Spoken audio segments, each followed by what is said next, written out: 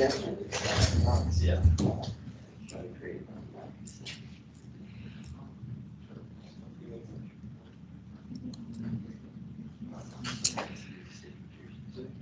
All right, hello everyone. Let's see.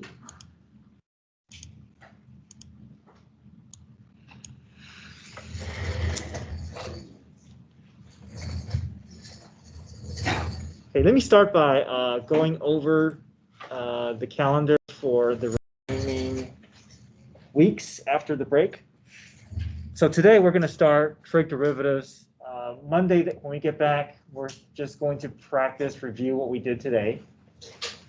Monday and Tuesday are going to be both virtual days. So I'll see you guys back in the classroom on Wednesday, but we'll still have class Monday and Tuesday. This is going to be a condensed trig unit.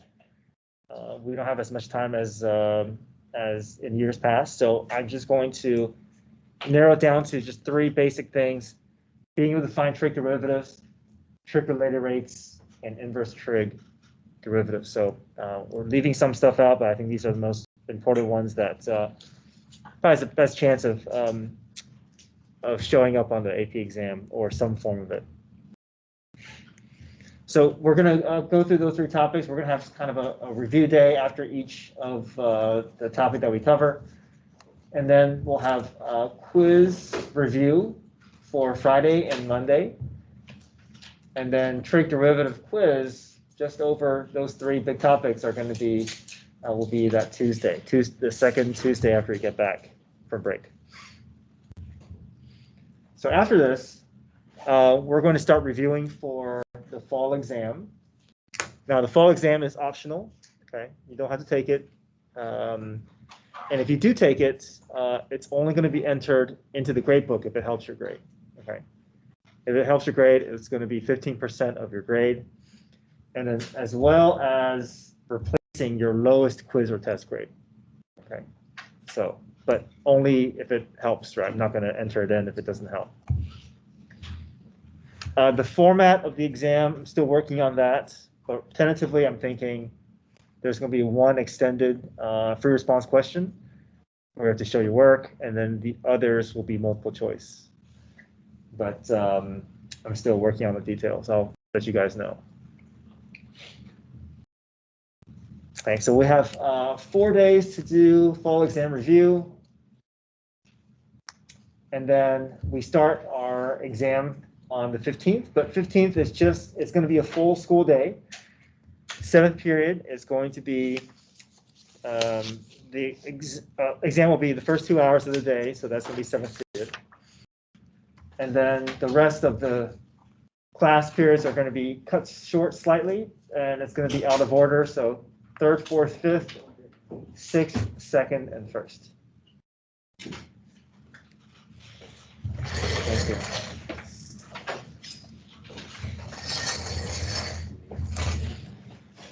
And then we start our exam half days on the 16th. So 1st and 3rd will be Wednesday, 2nd and 4th, 6th and 5th, and dismissed after at 12:30. Yeah.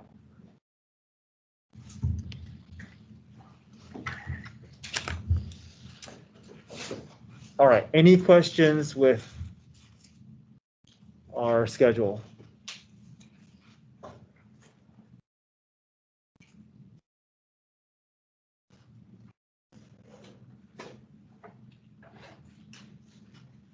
Okay. Okay, let's move into today's notes.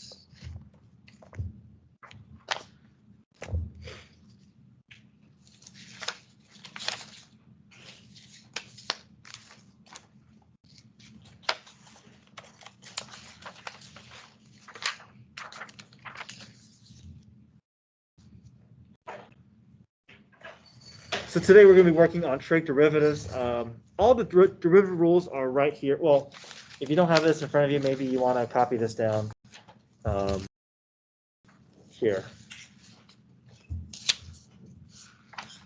Where's my sheet here? Half sheet.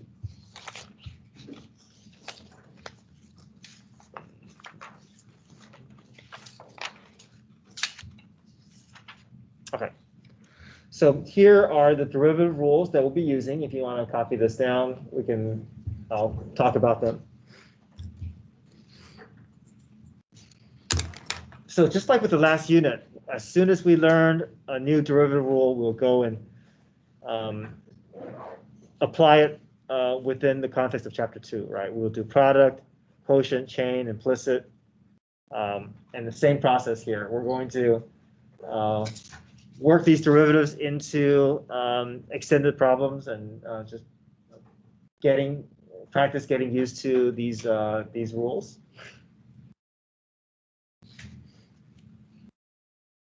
So what we're going to do initially is we're just going to think of the sine and cosine as kind of these parent derivative rules, and we're just going to see how the tangent, cotangent, secant, and cosecant, they can be derived simply by relying on sine and cosine. Okay, so right. Another thing is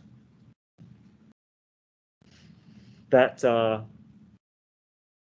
there's a reason that we waited till the end of the semester to cover trig units.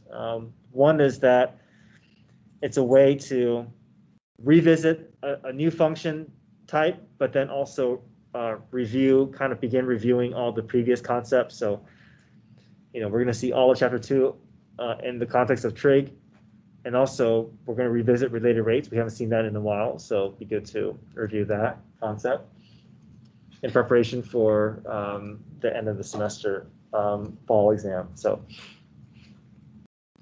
and also another good reason for waiting to the end to do trig is because hopefully we have a pretty good feel for chain rule, and trig functions just adds another complexity portion to chain rule. So kind of good to kind of wait to the end to see the to kind of build our way to the difficulty level of trig functions, potentially with chain. Okay, so we don't have all this copied down. That's fine. I'll bring this back up in a second. So we're just going to do A and C here. We're going to show that tangent's derivative is secant squared. We're going to show that secant's derivative is secant tangent. These are the same process, but in the interest of time, we're just going to do these two here. So the rule for sine is cosine, and the rule for cosine is negative sine. Cosine is going to describe the slope behavior of sine. And to kind of show you a picture of that, you guys don't have this. I didn't include this link because I just printed this out now. But just if you can just kind of watch along here. So this is the sine curve. This is the cosine curve. Cosine is the derivative of sine. So what that means is that cosine is going to describe the slope behavior of the sine graph or the sine curve. Now here I drew tangent lines using these red segments here, or segments in red. So if you had to guess, what's the slope of this tangent line here? 1. We know it's positive, right? Maybe it's 1, maybe it's 1/2, but it's actually going to be 1. So you see that 1, right? Think about that value 1. That's what's showing up here. The y value of the cosine is going to match the slope behavior of the sine graph. Okay, next up, pi over 2. What's the slope of pi over 2? 0. So the y value of the cosine is going to match exactly because cosine is the slope description of the sine graph. Okay, all right. How about this right here? Slope is -1 at pi, and that's exactly what's showing here, -1. And then slope 0, y value 0. Okay, so the slope behavior matches the y value of the cosine, and that's why cosine is the derivative of sine. Okay.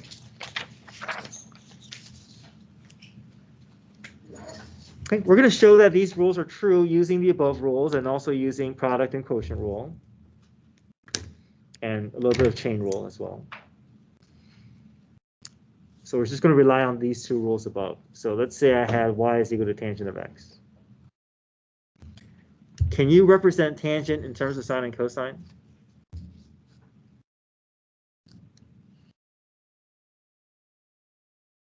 Do you guys remember from last year? Tangent is equal to what? Sine x, yep, sine over cosine. Right. So now that we have our two functions that we can use, how would you find the derivative in this form?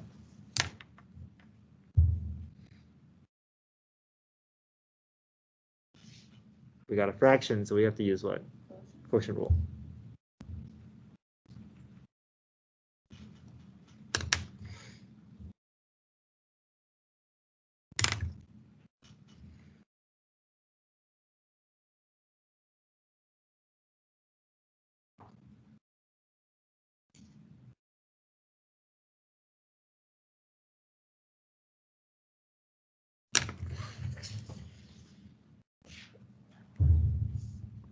Okay, we'll match the derivatives.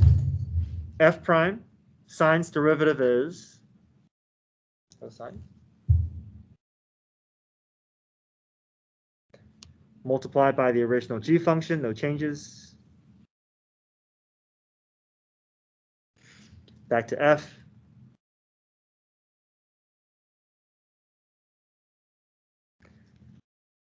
And then cosine's derivative is negative sine. All over denominator squared.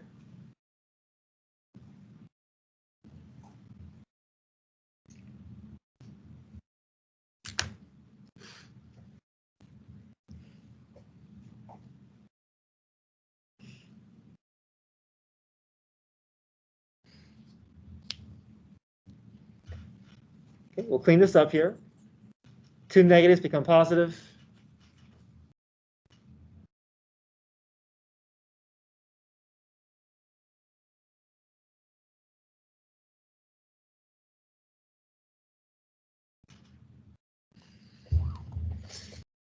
There's a trig identity here. Do you know what sine squared plus cosine squared is equal to?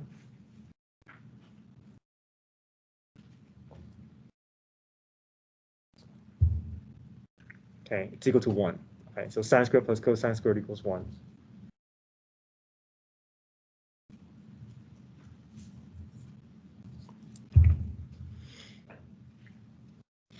And what's another way to represent cosine? Or 1 over cosine? Secant, yeah.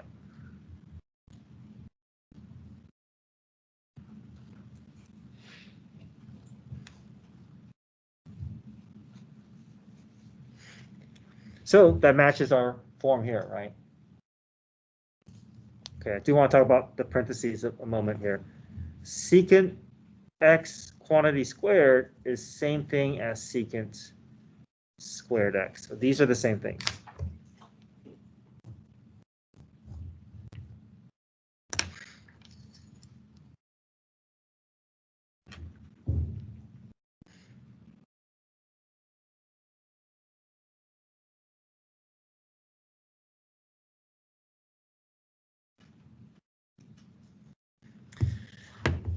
So this is the shorthand way of writing a trig function. This is, if we write it this way, we can avoid having to go through a bunch of parentheses because this is not the same thing as secant x squared. If you write it like this, then only the x is being squared.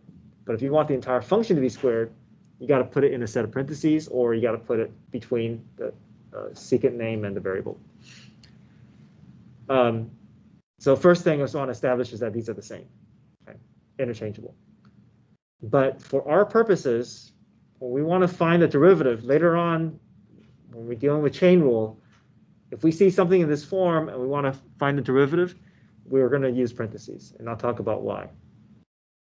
But right now, I just want to establish, make sure that we understand these are the same things. Okay, let's look at part C. We're going to find the derivative of secant of x, and again, we're just going to be relying on sine and cosine's derivative.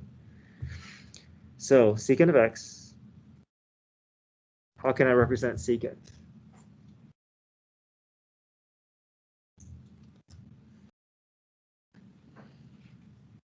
Secant of x is equal to what?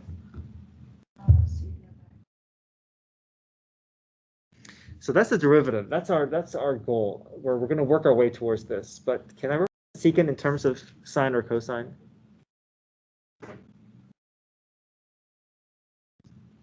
Or how about cosine? Cosine. Okay. Okay. We're doing this. We want to force ourselves to just rely on these two functions to build our derivative. Okay. So if I want to find the derivative, I could use quotient rule, right? But is there another way that I can go about it without having to go through quotient rule? Can I put that cosine somewhere else?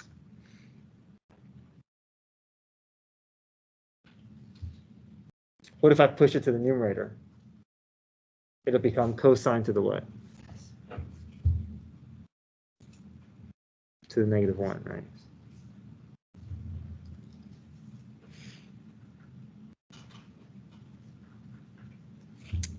Now, if I have something in this form, what rule do you think we have to apply here? Okay. Function within the function, so you would use what? Chain rule, yeah.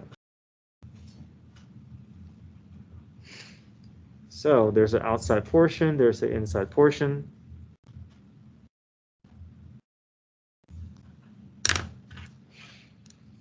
Okay. Outside's derivative first. What's parentheses to -1?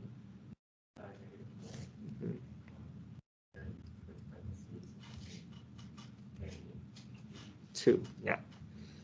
We copy the inside portion.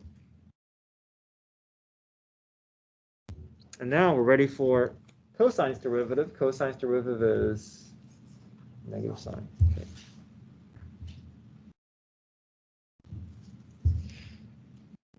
Okay, are we good with that process here?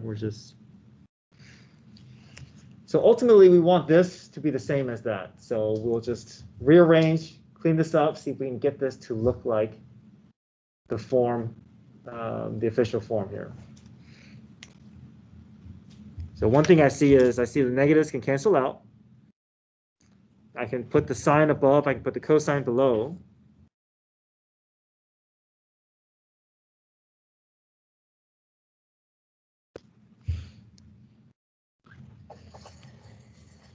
I can get that, okay, so it still doesn't look like what I want, but the nice thing about multiplication and division is I can kind of rearrange things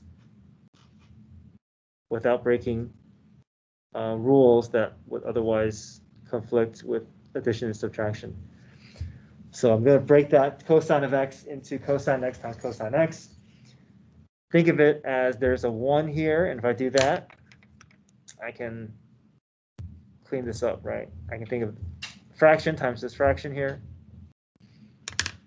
And the sine over cosine is tangent. And then 1 over cosine is secant. So now we have a form that matches our rule.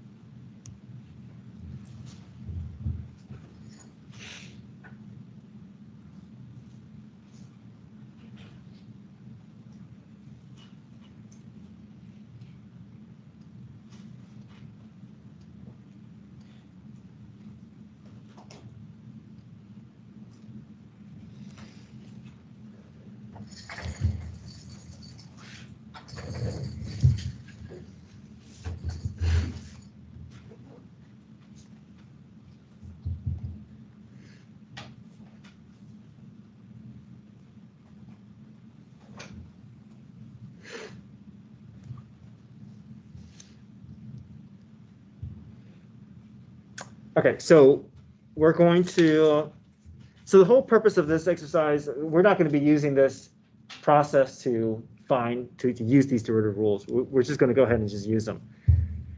So the purpose of this exercise is to see that there's a connection with these rules with each other. They're all kind of interrelated with sine and cosine. And the second thing is just to get that practice in with chain rule and quotient rule. Okay, so here's example 2. Y is equal to sine of 5x. We want to find the derivative.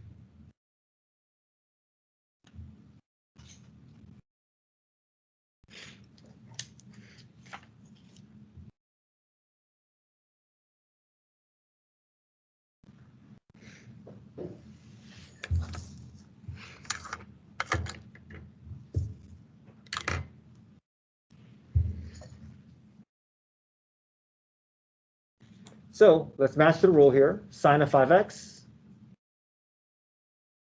What's the derivative going to be? Or what's our u value?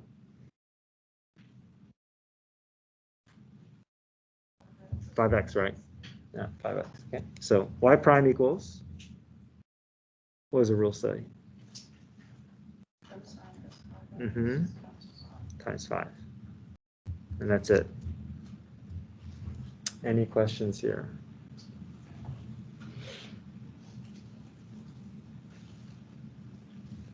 Everybody see the rule here? Okay.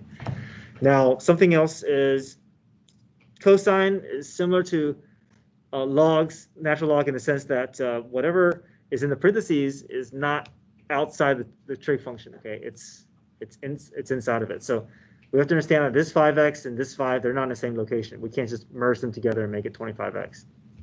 So most we can do is push that 5 out in front.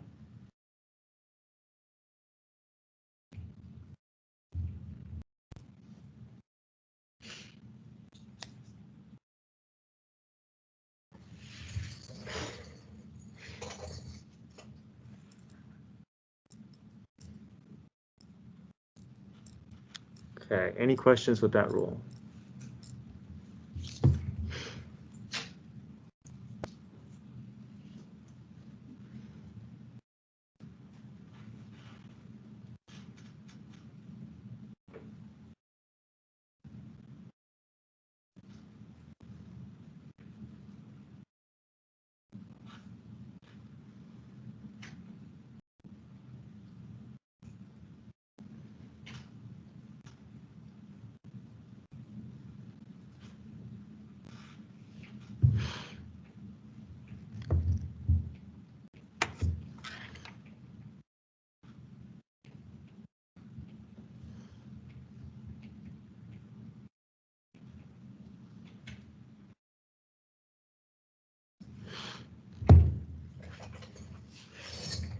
Okay, let's go to the back.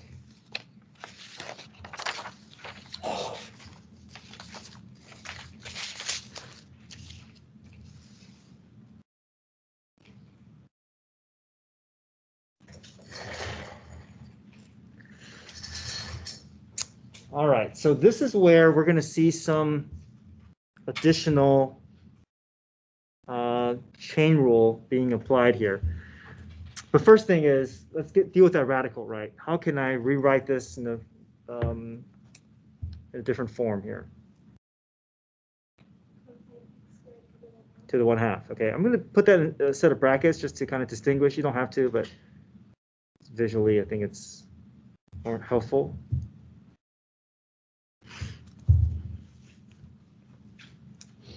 Okay, so having it in this form is good. It's useful because we need to be able to see that there are different layers involved with chain rule, but then there's an additional layer that we haven't seen before. So there's actually 3 parts we got to worry about here.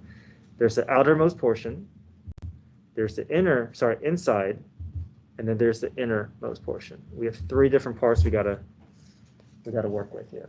Okay, what's the outermost portion? Yeah, bracket to the 1/2.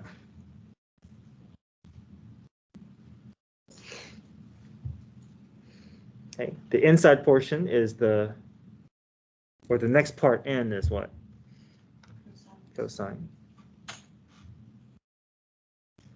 And then the innermost portion is the x squared. There we go. So before we chain rule, we only did outside, inside, right? But now we have another part to worry about. So, but from here, we're going to do chain rule like we normally would. We would take the derivative of each part and put them all kind of in a separate location, right? We're not going to nest them together. We're going to separate them. So we'll go slow here. Y prime equals, right? We'll start with the outside. What's outside's derivative? What's bracket? Yep, power rule. Raised to the negative 1/2. Okay. Cosine's derivative is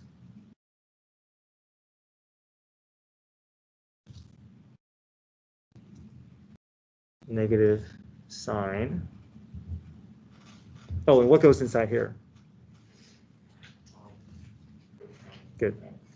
Right, we don't want to put the derivative in here, right? We want to leave them separated. Okay, what goes in here? X squared. And now we're ready for the innermost portion's derivative. X squared's derivative is 2x. Now, if you want to follow this pattern, you can just go from x squared to 2x. But if you want to follow this rule, there's a kind of a duplicate here. So if you wanted to look at this rule and say that, well, cosine's derivative is just going to be negative sine of x squared times 2x, then you would just follow that and put that 2x there. So either you want to follow this rule, put that 2x there, or you want to follow it from this inner notation and put it there, but we don't do both of them. It's just they're duplicated. But I like to kind of spell out the fact that we have 3 different parts to worry about. And they're all going to be outside of each other. So an additional complexity with trig functions is with 3 different layers. Yeah. Oh, right. So we did power rule for this. So imagine this is x to the 1/2. Then you would bring down the 1/2 and you would subtract 1 from the exponent. Oh, okay. So that's where that came from. Yeah. All right, we can do a little bit of cleanup, but yeah, I want to make sure that I want everyone to be clear with this step because this is kind of like the meat of what we're going to be focused on with trig function. This is the difficult concept here. Good. All right, a little bit of cleanup here. The 1/2 and 2 can cancel out.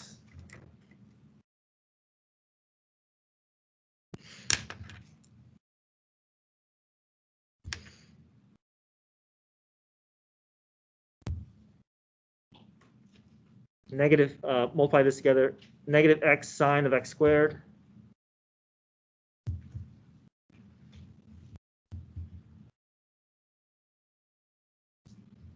And then we're going to push this back down to the denominator. You can leave it as a rational exponent or put it into radical form. Either is fine.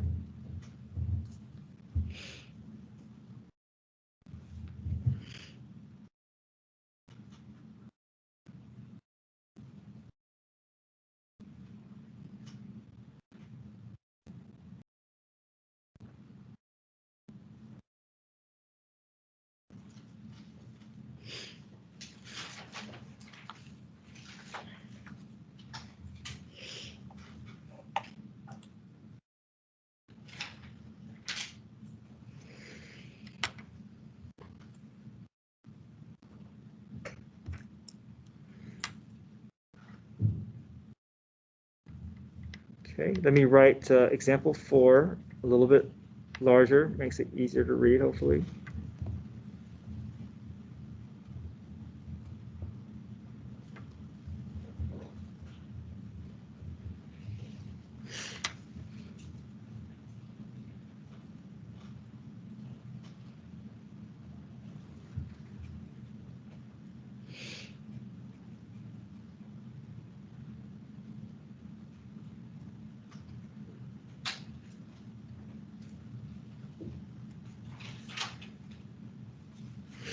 So I want you guys to try example 4.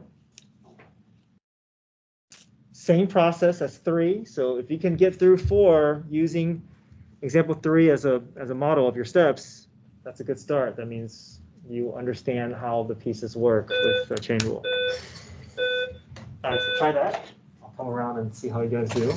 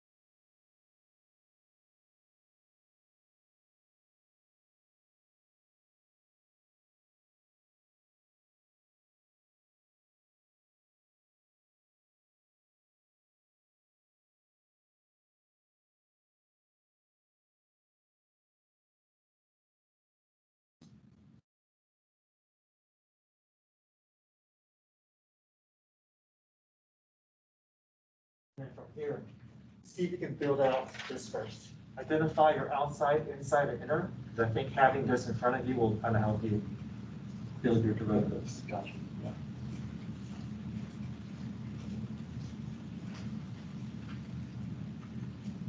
Good.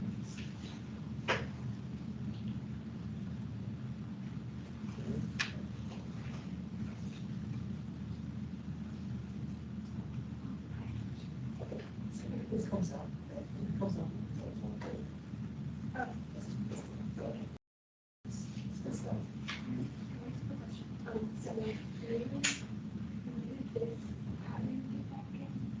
So, right, so that cosine derivatives. Cosine derivatives is the negative side. And then the 2x came from the x rate. So we're kind of taking each derivative, we're putting them in their own special derivative spot.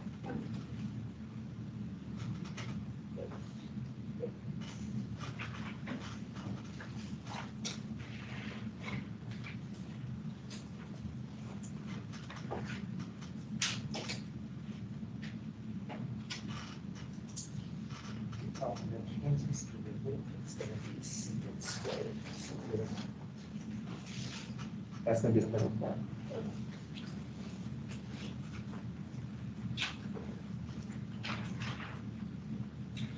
Okay, so well, you can't cancel yet because that 3 is still inside, but you can factor 3 out and then cancel 3 out. So, yeah, yeah.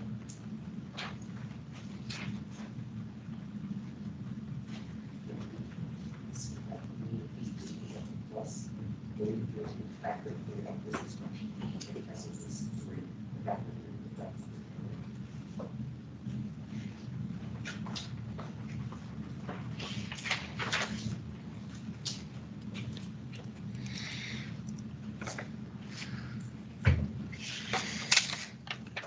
Okay, most of you guys are doing well with your steps, so let me just go through with you.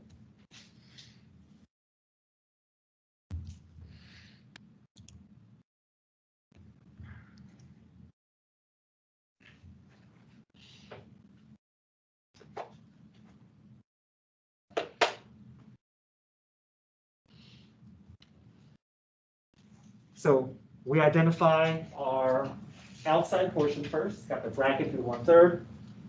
We got the tangent, followed by the innermost parentheses, which is the 6x to the 4th, plus 3x minus 2. So outside first, we go through power rule here. 1/3 bracket to the negative 2/3. Fill that space in with the original expression. Times, next up is tangent. Tangent's derivative is secant squared, parentheses. And finally, the innermost portion's derivative, 24x cubed plus 3. So once you're here, then you found the derivative. It's just a matter of optional cleanup step here. So I'm going to put the numerators together. The 3 and the negative 2/3 can be its own connected part in the denominator. If you want to go even further, okay, we want to make sure that I saw some students try to cancel out these 3's here. The 3's connected to that plus, so it's kind of stuck. What we can do though, you can factor 3 out of this parentheses. Once that 3 comes out, then that 3 is free to cancel out with this 3. You want to make it 8x cubed plus 1 times secant squared over tangent. That works too.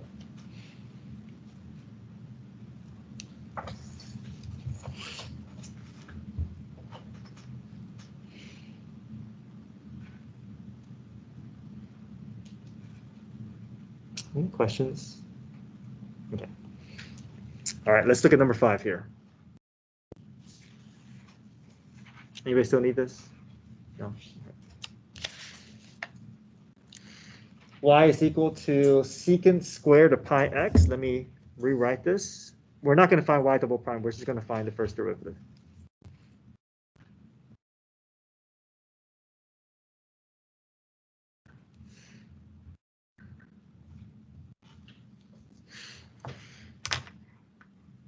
Okay, so I think this is an important thing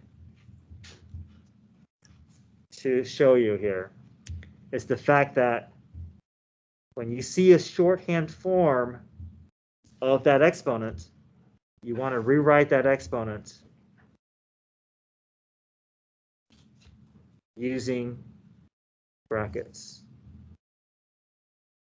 or parentheses, however way you want to use it, or however way you want to represent it. So this is going to be the source of most student mistakes that I see with trig functions, because it's not wrong if you don't, you won't get points taken off, but it may lead to mistakes. So this is what I mean. That squared, this is the form that the problem is going to be given to you, but this location is not conducive for you to see that chain rule that's happening. So what you want to do is you want to bring that 2 out. We're not changing anything. We're just making it easier for us to identify the steps. These are the same things. We're not doing any derivative. We're not doing any, but this is just a helpful first step. And now you see the bracket, you see the secant, you see the parentheses. That's your outside, inside, inner. Build your derivative using chain rule of those 3 parts.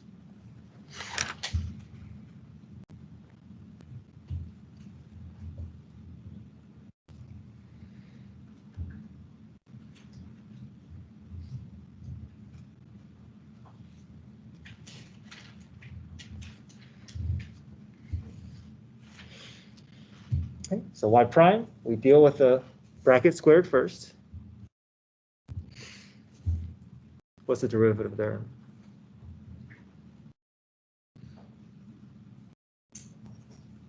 Power rule, right? 2.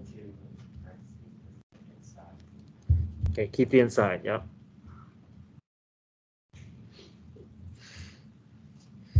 Next up is secant.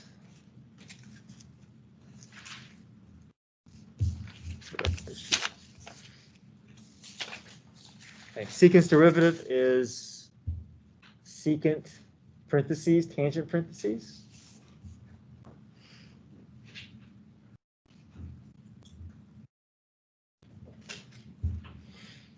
And what do we put in here? The original, right? We don't do anything with pi x, not yet. And now we can worry about the innermost portion. Pi x becomes what? Yeah, just like 3x, right? Pi is just a number, it's not a variable. There's no product rule here. 3x's derivative is 3x, pi x derivative is pi x. It's just pi. So you can look at that, build that pi from the inner, or you can look at the rule and just understand the pi is coming from that u prime. Okay, either or. But you don't do both, okay? So there's a duplicate there. Okay, good with that process?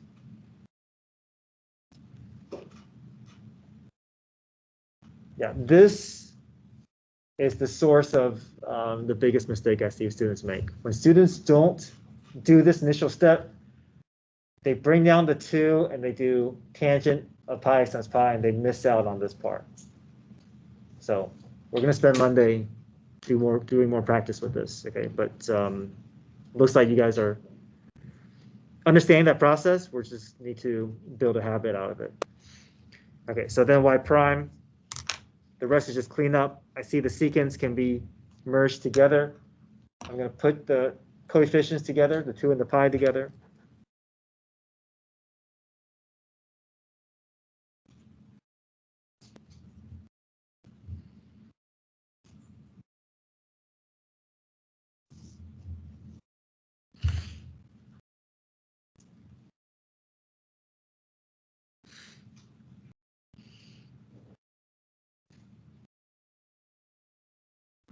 Okay, questions? Okay, one last problem, number 6. I'll write this larger.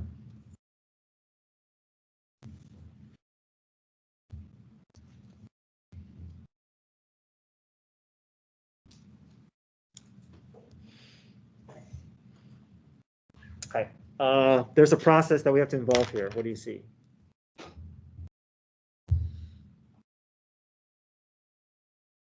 Yeah, I see y's, right? I see a couple of y's intermixed into the equation, so I want to make sure we understand that process. There's going to be, we got to keep track of our dy dx's along the way, okay? All right.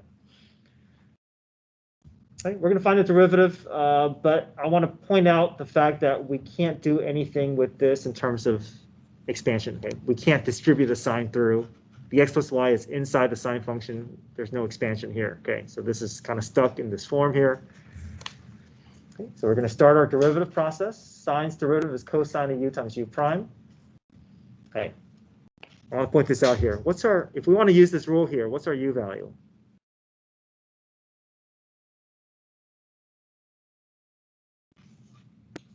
X plus y. Okay, so let's keep track of that. Okay, so we're going to find the derivative.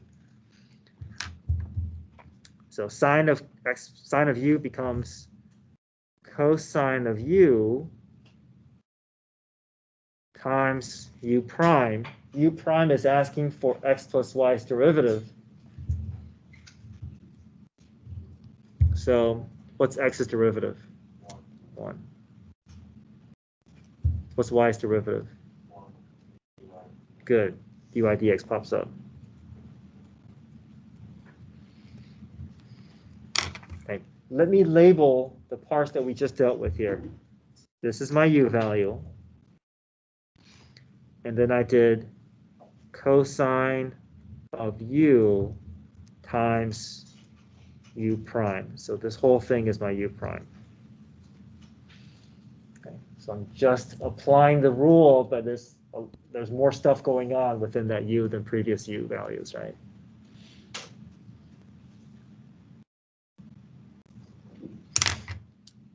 Okay, equals. Okay. Derivative on the right side as well. 3x becomes, yeah, the y disappears, but we're asking for y's derivative, so we need dy dx.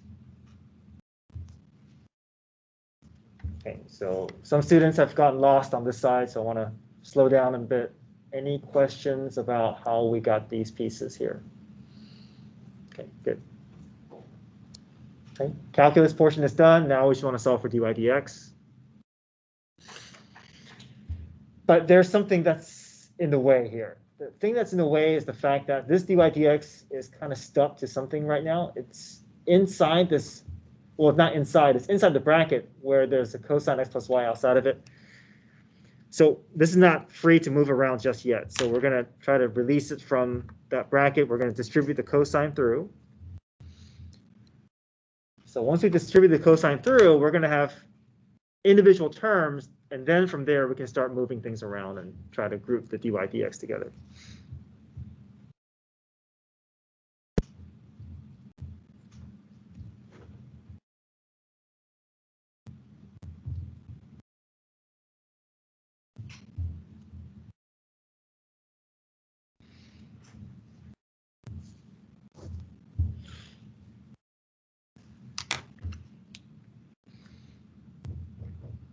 Okay, I'll put these two terms together.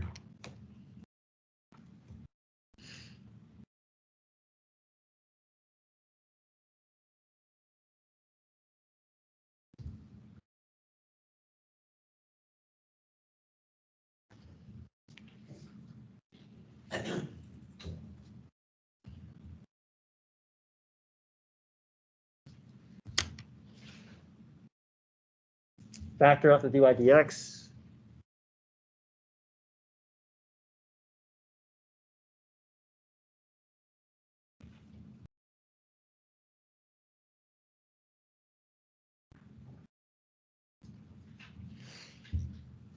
Divide the bracket over.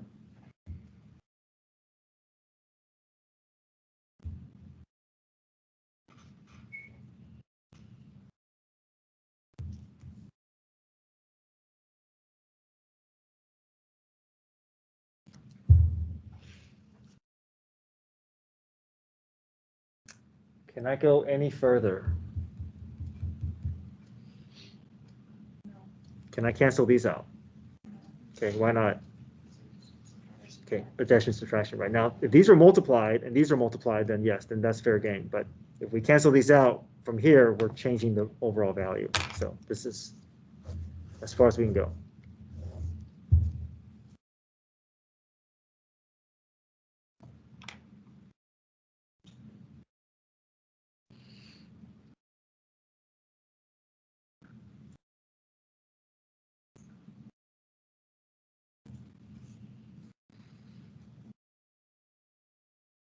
Okay, any questions?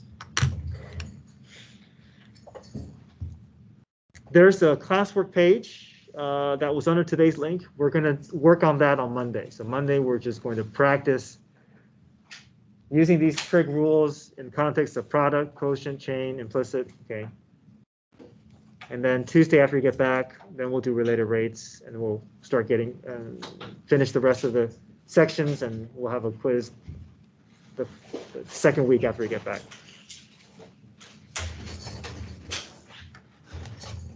All right, if you're on Teams, have a great break. Hope you guys have a safe break and able to relax and